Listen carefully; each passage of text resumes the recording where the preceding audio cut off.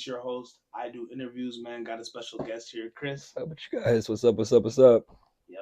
So hey, this is a different episode.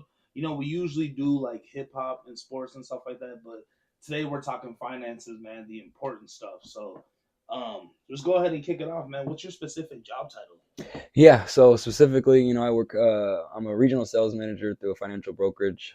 Specifically, I manage about 25 insurance agents, and through our brokerage, we do insurance and financial services specifically. So we offer a wide variety of services, but specifically work with retirees. Specifically with insurance and financial needs. Okay, definitely, man. So what's the difference between a traditional IRA and a Roth IRA? I'm not gonna lie, man. I don't know the difference. So Yeah. go ahead and break that down, man, for everybody that doesn't know. Yeah, essentially just the tax advantages. With a traditional IRA, you get tax deductions on a year-to-year basis versus a Roth IRA. You don't get those tax deductions, but later in life, when you pull money out of the account, you don't pay tax on any of it. So the beauty of that is that essentially, when you have one account like a Roth IRA and you have $100,000, an example for that, you pull any of the money out, you're not going to pay any tax on that. Versus a traditional IRA, you have 100,000 in that, you're going to pay tax on all $100,000 that you pull out. So every dollar is taxable. Versus a Roth, they are not, right? And you try to break that down in the most simplest format, because there's a lot more to it than that. But essentially, the tax differences between the two, right? There's tax advantages of having an account that you can take where you don't pay any taxes on it.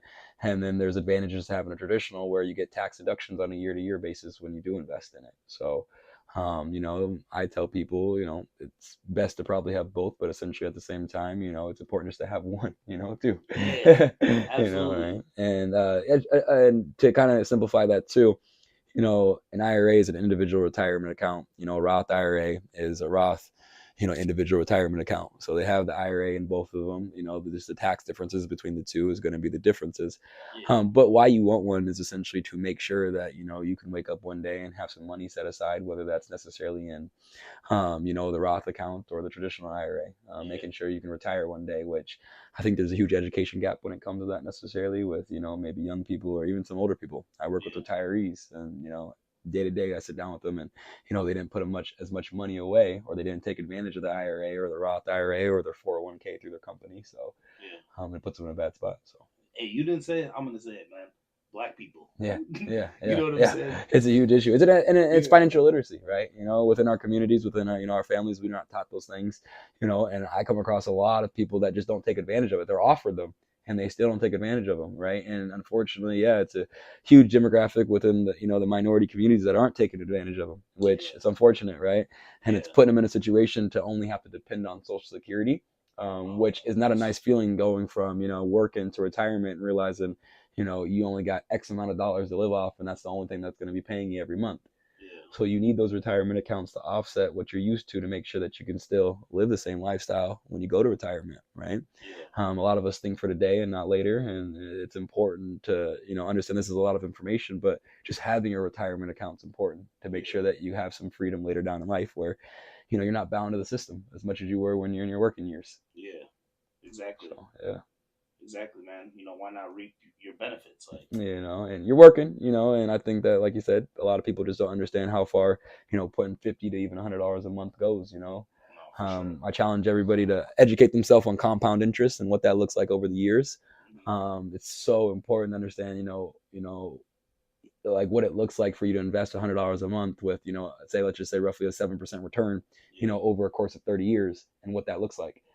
There's calculators, and I suggest everybody that's listening to this to go online and and play with the calculators, where it's like, hey, you start with $1,000, you're putting $50 a month, you're going to average roughly, let's just say, a 7% return.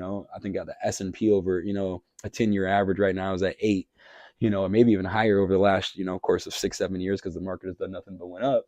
But essentially at the same time, it's knowing that you can look at this calculator and kind of look into the future of 20-30 years and see what roughly your account value should be at. And, I think that's important because, I mess with those accounts all the time. I think I was, giving an example to my brother, and I don't quote me exactly on the numbers because I just don't have it pulled up. And I apologize for not being prepared in that light. But, ultimately it was like, I think if a kid started with $10,000 and they don't contribute, let's just say, like, I think it was like 9 or 10 years old, and they don't contribute any more money to that account, but they never touch it till they're 65. I think they retire close to a millionaire. Oh my goodness. So, essentially, 10K? yeah, with 10,000. So that's the beauty of compound interest, right? Yeah. And, just looking at those calculators and looking at, what these returns may be and looking at, into the future of understanding what you could potentially have, Yeah. it motivates you a lot more to just put that money away, Yeah. right? And understand that, it might not be a lot, but, every dollar counts. So the traditional IRA and the Roth IRA have compound interest. Yeah, well, every vehicle that you invest in is going to have the compound interest, right? You buy into an investment, you hope that it grows, right? But if you don't touch that investment as it grows, there's more and more that's invested in it. Yeah. So, if you have, let's say, for an example, $100,000, Yeah. right? You make 6% roughly. That's $6,000 on that 100. Yeah. You have $200,000, but you make 6%. That's $12,000. Yeah. So you see, as you have more money, it's easier to make more money through an average return over the course of 10, 15, 20 years. People want to understand that there is risk involved in these investments, and it's not just all rainbows, throughout the course of 20, 30 years. There's some times where you're going to look at these accounts and, they're not necessarily doing as well as what you want them to. But you have to understand, if you don't necessarily liquidate those accounts or use that money for any other cause, you will see it come back. The market is like a roller coaster. What comes down has to come up. What comes up has to go back down, right? Essentially since 2008, we really have only seen the market do nothing but go up. And I always speak to 2008 because that was a big financial crisis where, people lost from top to bottom anywhere from 25 to 40%, depending on how they were invested in the market. Trust me, I remember. My mom thought she was going to lose her house in 2008, and it's 2025, man. She still owns her house. So. Yeah. So, and there's a lot of people that did lose their house, based on, the loans and what was going on with the companies that are offering mortgages and that whole fiasco, right? And that's a whole other topic. But, bottom line is that, as we were in, a housing market crash and people were, foreclosing on their houses and all these different things, a lot of people lost a lot of money in the market. And there's nothing worse, going to a retirement age and thinking that you have money to retire and you end up losing a significant amount that year. It affects the way that you feel about retirement, right? And that's important to understand too, because, I get that as in, why a lot of people don't invest, because they just don't understand it. And they've heard a lot of people lose money too. So a lot of people, it's an education thing where they just didn't know that they had the option to invest, or they just don't believe in the stock market. And one of the best investors in the world, Warren Buffett, says the best: everybody can get rich, but nobody wants to get rich slow. And what he really means by that is it doesn't take a lot of money every month on a month-to-month basis to wake up one day and, have a significant amount put away. But a lot of people just aren't even doing that on the smallest spectrum of whether it's, $20, $30, up to maybe even $100. And I think we all have, different things that we put money towards, but not realizing that, how important this is for us later. Yeah.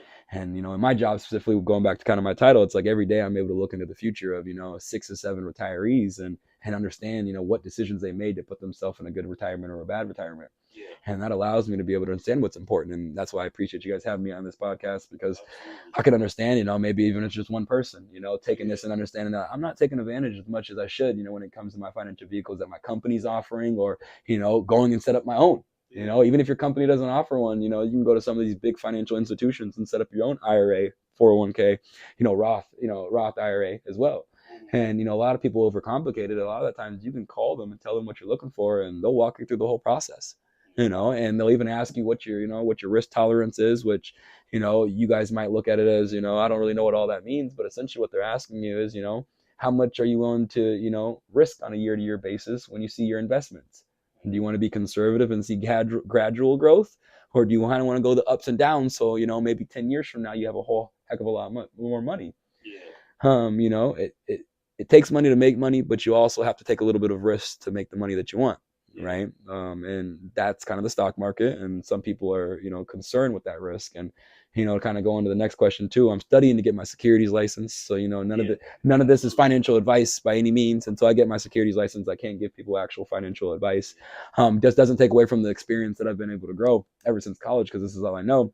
7 years later. Hey, I have a question. Yeah. Speaking of college, what was your degree in? Yeah, I actually have a communications and psychology degree. So wow. yeah. I have a communications degree as well. Yeah, and I think it helps in a lot of different, industries to be able to just explain to people. So nothing financial. You didn't no. Did you take some finance courses? I mean, you took accounting, you took, some business classes, things like that. Intro to business. Yeah. Right? Communications. Yep. Things like that. But, as far as the business major, I didn't have a huge focus in business academics through college, but I think essentially, I'm glad honestly I didn't. I learned a lot after college through business, but the first half of college was was looking at essentially, really just looking at, how to understand people, how to work with people, and then communicate. Because I think it comes down to education. Yeah. If you can break things down in a very, very simple terms, but also let people know that you're knowledgeable and you know what you're talking about, that's half the battle. Because it is tough when you go into an office and you feel like they're talking over your head. You don't understand anything about investing, and ultimately that concerns you. So that makes you just kind of just run from it and all, right? Yeah. Which is unfortunate, bottom line, because people don't understand the value of it. Yeah. Which comes down to just financial literacy. There's a lot of great books, about investing, and I won't recommend any specific one because, people might think that's biased towards certain people and things like that. But I think ultimately there's a lot of great resources out there to educate you on different options that you have out there and why it's important to invest and what it's done for people in the past. Yeah. And start there.